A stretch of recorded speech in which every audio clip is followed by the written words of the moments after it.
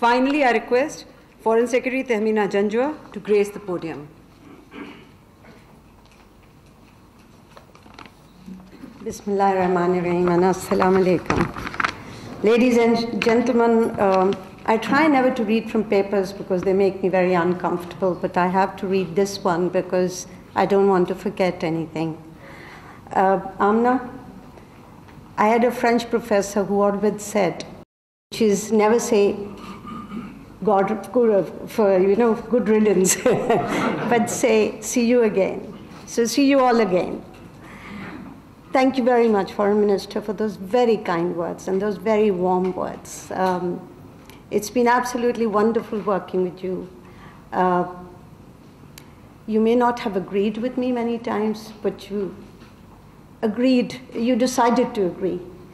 We've had our arguments, but they always end up with the best results. So thank you for giving me that leeway to be able to say yes and to be able to say no, and to make things so that at the end of the day, whatever we do together is for Pakistan and for this ministry and for the betterment of the diplomatic corps as well.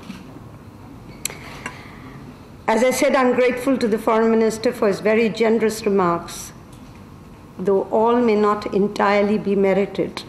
But I've always happily accepted any praise coming my way, and I think I will do it today. I would like to thank you, sir, for hosting this event and providing me an opportunity to meet with friends and colleagues from the diplomatic community. I thank you all for coming here today. I know you have busy schedules. You may have cocktail parties to go to, but you came here, where there may not be drinks, but tea. I became part of the diplomatic community more than 3 decades ago when I joined the Pakistan Foreign Service.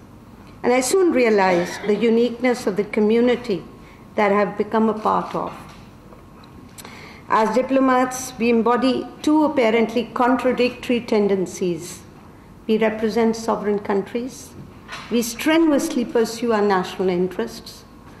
Yet at the same time, we constantly endeavor to understand and accommodate each other's core elements or concerns and interests.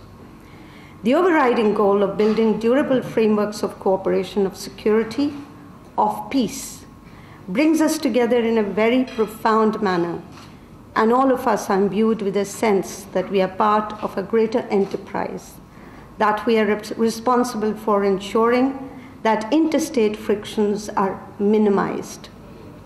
We do a lot of that with India. God, the High Commissioner is here.